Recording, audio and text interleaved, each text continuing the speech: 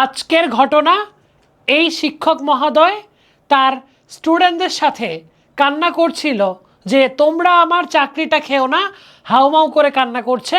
আর তার আশেপাশে তার ছাত্রীরা, সেটা একটি মহিলা কলেজ ছিল, ছাত্রীরাও কান্না করছে।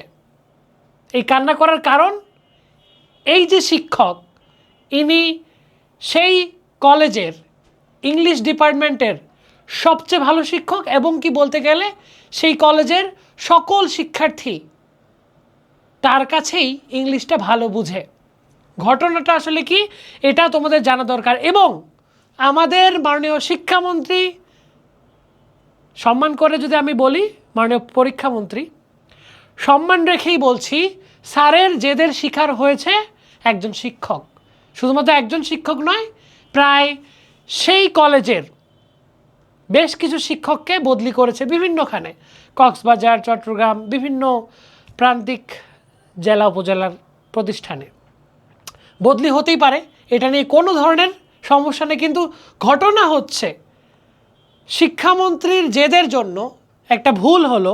ওই যে প্রচণ্ড বৃষ্টিতে এইচএসসির বাচ্চাদের পরীক্ষা নিল, বাচ্চারা রীতিমতো রাস্তায় নেমে আসলো। তারপরে এই সব কিছু ঘটনা শেষ হওয়ার পরে হঠাৎ করে কি করলো, কি রাগের বশে, যতটুকু মনে হচ্ছে যে আক্রোশের বশে, যেইখান থেকে সেই ঘটনাটা শুরু হয়েছিল সেখানে দায়িত্বরত যারা শিক্ষকরা ছিলেন তাদেরকে বদলি করা হয়েছে। ঘটনাটা একটু আমরা দেখি, তাহলে বুঝতে পারবো। প্রথম আলোর নিউজ থেকে।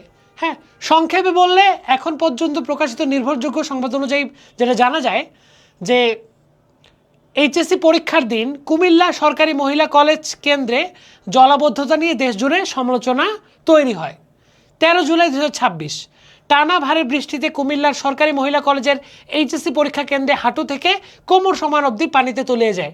অনেক পরীক্ষার্থী নৌকা, ভ্যান বা পানি মারিয়ে কেন্দ্রে পৌঁছায়। বিষয়টি দেশজুড়ে আলোচনার সৃষ্টি করে এবং ওই কেন্দ্রে পরীক্ষার্থীদের অন্য কেন্দ্রে স্থানান্তর করা হয়। 23 জুলাইয়ের ঘটনা। 23 জুলাই ঘটনা, শিক্ষা মন্ত্রণালয় এক প্রজ্ঞাপনে কলেজটির ভারপ্রাপ্ত অধ্যক্ষ সহ 7 শিক্ষককে ওএসডি করে দেশের বিভিন্নখানে বদলি করে দেন।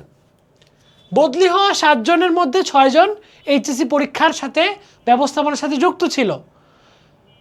যদিও বা শিক্ষা মন্ত্রণালয় বলেনি যে না, তোমাদেরকে ওইখানে জলাবদ্ধতা হয়েছিল, তোমরা তাও জোর করে পরীক্ষা নেওয়ার চেষ্টা করছিলে, বা তোমরা আমাদেরকে জানাওনি, এই জন্য হচ্ছে আমরা তোমাদেরকে বদলি করে দিলাম।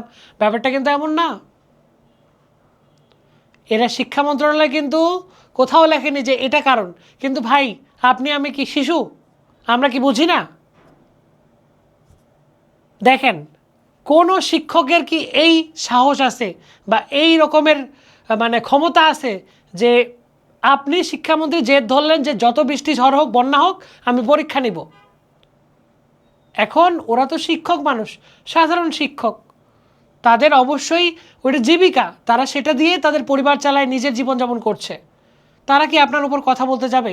ধরেন যে কোমর সমান পানি হয়েছে, ওরা কিন্তু এটা মাথায় ছিল যে না, যেমন হোক পরীক্ষাটা নিতে হবে, নাহলে তো আমার চাকরি নট হয়ে যাবে, রাইট? সেখানে আপনারা কি করলেন? সুন্দর করে সব কিছু ব্যাপারটাকে ঢাকে দেওয়ার জন্য আপনি তো একবার সরি বলছেন, তার জন্য অনেক থ্যাঙ্কস। কিন্তু আপনি কি করলেন? এই যে শিক্ষক, আজকে এই ছবিটা দেখে রীতিমতো আমার বুকে কাঁপন ধরে গেছে যে ঠিক কতটা ভালোবাসা থাকলে সেই শিক্ষকের সাথে স্টুডেন্টদের এইভাবে হাউমাউ করে কান্না করতে পারে। যখন এনাদের বদলি হলো, ইনি ইংলিশ শিক্ষক, খুবই মানে তাদের এখানে পপুলার, হাউমাউ করে কান্না করতেছে, কারণ ছাত্রীরা হচ্ছে আন্দোলন করতেছে যে না, আমরা এটা মানি না। তো সবারই তো চাকরির ভয় আছে। তো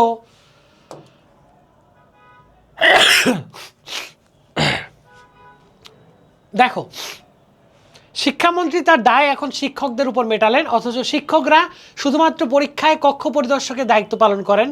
নিজের ব্যর্থতা ঢাকতে সবসময় মানুষের ক্ষমতার প্রান্তিক মানুষদেরকে আসলে কি বানায়? মনে করো সেই প্রান্তিক যারা হচ্ছে আসলে অসহায়, তাদেরকেই আসলে দোষারোপ করা হয়। কুমিল্লা ইংরেজি বিভাগের বেস্ট শিক্ষক উনি। আজ স্যারের এই মাথা নিচু মানে স্যারের কাছে জ্ঞান অর্জন কতটা প্রত্যেকটা ছাত্রছাত্রী মাথা নিচু। কুমিল্লা এই যে কুমিল্লার ইংরেজি বিভাগের বেশ শিক্ষক, মানে কুমিল্লা বিভাগেরই অন্যতম সেরা শিক্ষক এই মাস্টার টিচারটা, কিন্তু আপনারা কি করলেন, সুন্দর করে আমাদের মাননীয় শিক্ষামন্ত্রী যেটা করলো, হয়তোবা উনি করেনি, উনি হয়তোবা জানেও না, সেভাবে জানতেও পারে, সচিবরা বা যারা আছে সুন্দর করে ওএসডি করে তাদেরকে বিভিন্নভাবে বদলি করলো। মানে দোষটা হইলো যে না, পানি জমছে, তোমরা কেন পরীক্ষা নিছো। অথচ ভাই আমার বস যদি আমাকে বলে যে এই কাজটা তোমাকে করতে হবে, যত ঝড় বৃষ্টি বন্যা হোক, আমি কি তার বিপরীতে যাইতে পারবো? এটা সম্ভব? ভাই একটা জিনিস আমি বুঝি না, মাননীয় শিক্ষামন্ত্রী আপনার বেশ কিছু বিষয়, মানে প্রথম থেকেই আপনার মধ্যে কেন জানি না কিছু বিষয় খুব হতাশজনক। আল্লাহ না করুক, আমরা চাই একটা ভালো শিক্ষা।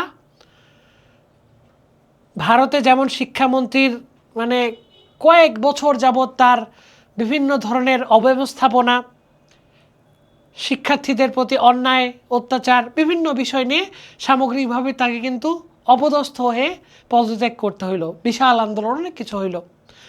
আমি চাই না সেদিকে যাক, অবশ্যই যাবে না, কারণ বিএনপিতে আপনি অন্যতম একজন মানে শিক্ষিত এবং গুণী মানুষও বটে, কিন্তু কেন জানি মনে হয় আপনি যে বিষয়গুলো সম্পর্কে যখন সিদ্ধান্ত নিচ্ছেন, মানে সামগ্রিকভাবে সিদ্ধান্তগুলো হয়তোবা মানে যাচ্ছে না।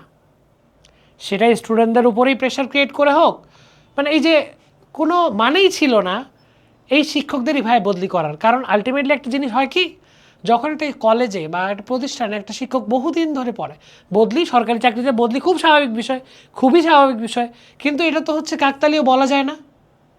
আপনি যদি একই সাথে আরও অনেক শিক্ষককে বদলি করতেন তাহলে ব্যাপারটা ঠিক ছিল। আপনি সেই কেন্দ্রেরই 7 জনের মধ্যে 6 জনকে জাস্ট বদলি করলেন, এরকমই তো, তাই না? এরকমই হওয়ার কথা। হ্যাঁ, 7 জনের মধ্যে 6 জন যুক্ত ছিল, এই 7 জনকে আপনারা কী করছেন, অধ্যক্ষ সহ হচ্ছে বিদায় করে দিচ্ছেন, যা অন্যখানে অন্য জেলায় করো, এটাই তোমাদের শাস্তি। ওএসডি এটা ইটস কাইন্ড অফ শাস্তির মতো আসলে, মানে বদলি দিয়ে দিচ্ছে। তো হতাশ এ বিষয়ে জানি না কেউ কথা বলবে কি না, বাট আমার মনে হলো কথা বলা উচিত, কারণ এখন থেকে এই বিষয়গুলো ডকুমেন্টস থাকা উচিত, যাতে করে আমরা সামগ্রিকভাবে কারণ ভাই আমিও ভোট দিয়েছি, এদেশের সরকার গঠনে আমারও ভূমিকা আছে, তো অবশ্যই আমি একজন নাগরিক হিসেবে যেটা রাইটস সেটা আমরা চাইবো। এবং কি তোমরা যারা বা আমরা যারা স্টুডেন্ট টিচার যারাই আছি না কেন, আমরা অবশ্যই শিক্ষামন্ত্রী কেমন হওয়া উচিত, কীভাবে কাজ করছে, প্রত্যেকটা বিষয় আমরা নজরদারিতে রাখবো, এটা আমাদের অধিকার। তবে আলটিমেটলি যেটা দেখা গেল, মন্ত্রীর যেদের বলি হইল আমাদের একজন শিক্ষক, দ্যাটস ইট। এটা জানানোর ছিল। কেউ যদি চাও তোমরা তোমাদের জায়গা থেকে প্রতিবাদ করতেই পারো, খুব স্বাভাবিক জিনিস, করা উচিত। মাননীয় শিক্ষামন্ত্রী আপনার প্রতি সবিনয় আহ্বান থাকবে, আপনি বিষয়গুলোকে আরও বেশি সিরিয়াসলি নিয়ে একটু গুছিয়ে কাজ করুন।